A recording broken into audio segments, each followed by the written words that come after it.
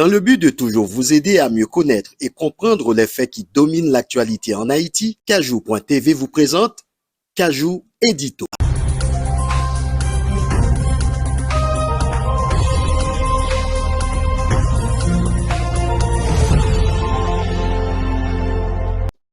Bonsoir.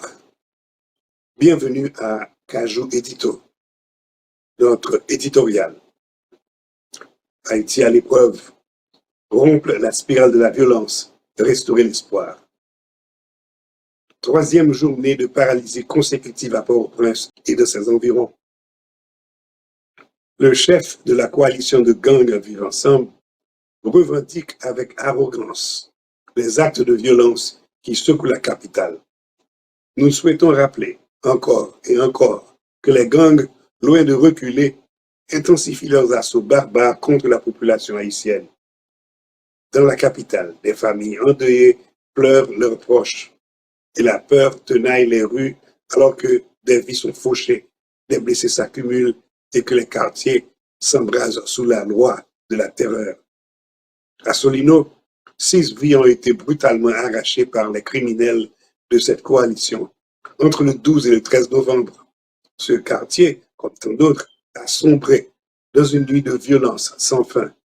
À Sartre, 3 autres victimes sont tombées sous les balles et les flammes des maisons incendiées éclairent tristement le chaos que les gangs laissent dans leur sillage. Le nouveau Premier ministre, Alix Didier Fils-Aimé, et le Conseil présidentiel de transition, CPT, ont fermement condamné ces attaques armées qui ont non seulement plongé la capitale dans une angoisse collective, mais aussi perturbé les opérations aériennes, entraînant la suspension des vols locaux et internationaux. Devant l'urgence de la situation, M. Fils-Aimé a ordonné aux forces de l'ordre d'intensifier leurs efforts pour sécuriser les aéroports et pour intervenir rapidement afin de protéger les vies humaines et de rétablir le contrôle autour de ces sites stratégiques. Mais une question cruciale persiste. Que cherchent ces bonnes armées par cette escalade de la violence? Il est évident qu'ils visent à plier l'État sous la menace, espérant obtenir une légitimité qui leur permettrait d'imposer leur volonté dans les négociations.